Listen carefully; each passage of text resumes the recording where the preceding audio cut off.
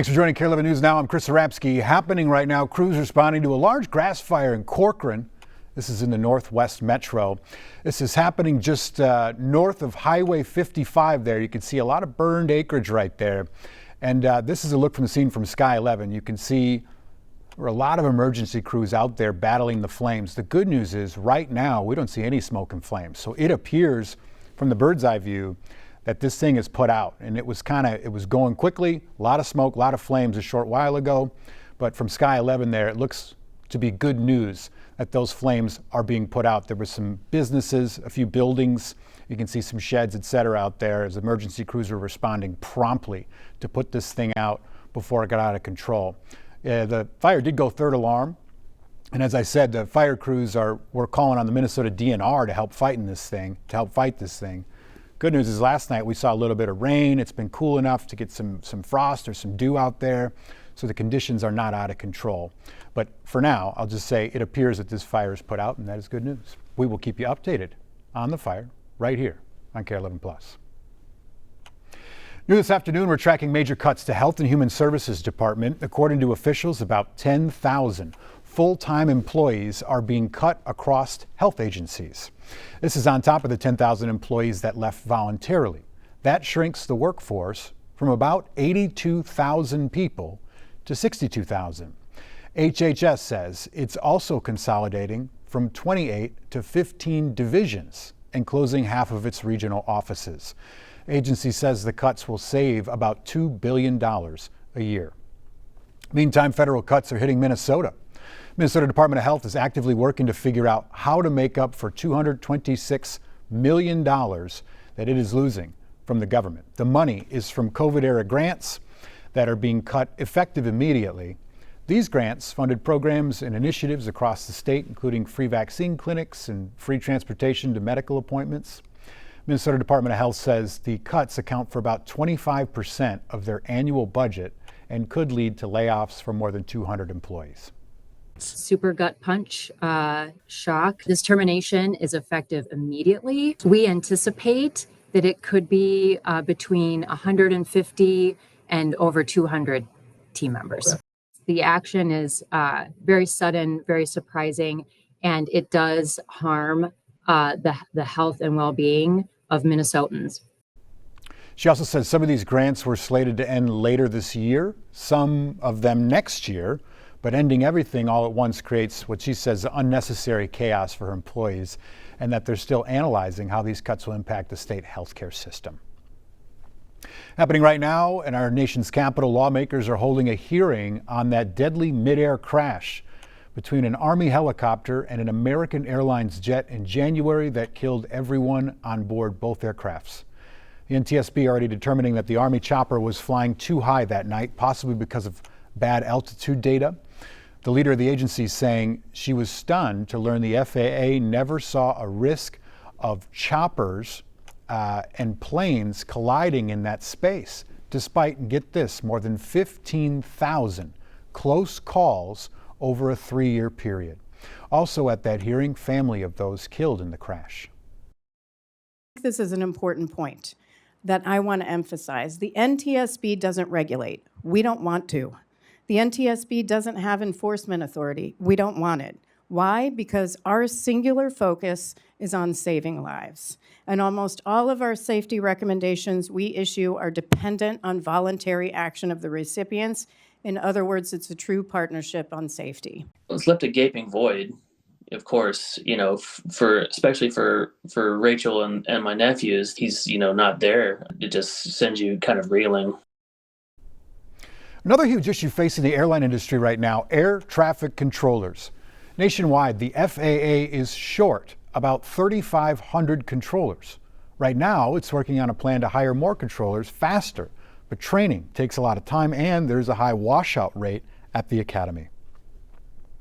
The auto industry bracing for a big hit right now as well if President Trump follows through on newly announced auto tariffs. A proclamation he signed Wednesday says they include 25% duties on imported assembled vehicles starting 1 week from today on April 3rd. It says tariffs on car parts will begin no later than May 3rd. Analysts say the plan could make it more expensive to sell certain cheap imports in the U.S. They also predict price hikes on American-made cars due to the tariffs on parts. So a lot of companies are going to be in great shape because they've already built their plant, but their plants are underutilized, so they'll be able to expand them inexpensively and quickly. And we also build and restore our own cars in Europe, which we then import. So now we're really concerned, like, okay, our prices went up by 25% overnight. The EU's executive body said in a statement that they, quote, deeply regret this decision on tariffs and will look to negotiate. After weeks of ads, the campaign for a seat in the state Supreme Court is nearing its end in Wisconsin, and it will go down as the most expensive race for that seat in U.S. history.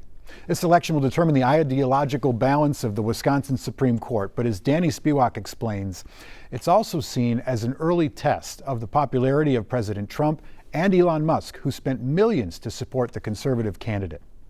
Across the border in western Wisconsin, good morning, Hudson. State Supreme Court candidate Susan Crawford addressed a standing room only crowd during a campaign stop in downtown Hudson. All of our fundamental rights and freedoms are on the line. Although technically nonpartisan, the stakes are high in next week's election. If Crawford wins, liberal justices will retain control of the Wisconsin Supreme Court.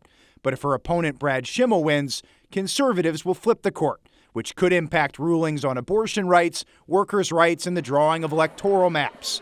Former President Barack Obama has endorsed Crawford. Just the idea that President Obama knows my name just is, blows me away. While President Donald Trump endorsed Schimel. We've got to get conservative voters out, and nobody's ever done that better than President Trump. Schimel has also campaigned across the state in recent weeks, with a stop in Eau Claire scheduled Wednesday night.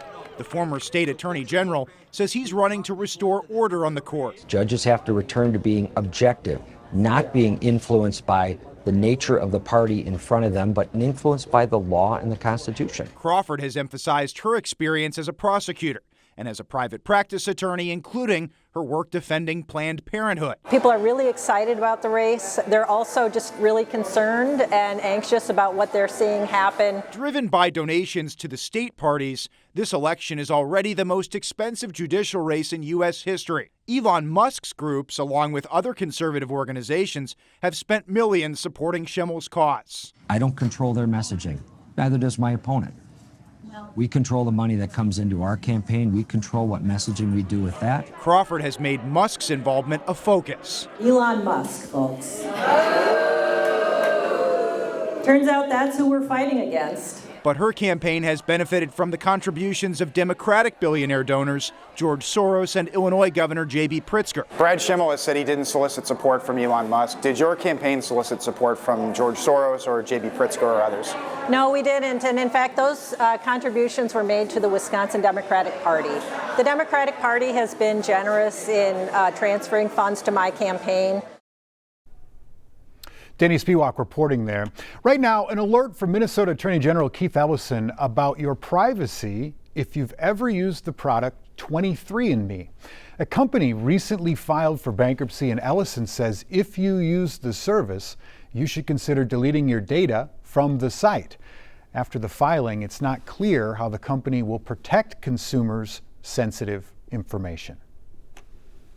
New today, the Borealis line between St. Paul and Chicago is getting back on track. Amtrak is resuming the service after pausing it Wednesday over corrosion concerns in a number of rail cars. However, today, passengers on the Borealis in train 1340 will still need to take a bus to Chicago. Amtrak says by Friday, all services will be restored. This afternoon, the Twins opened their 2025 season in St. Louis against the Cards. But 1 week from today, baseball is back at Target Field. And this year, there's a new way that fans can get into the stadium using only their face. Ian Russell has a closer look at this technology.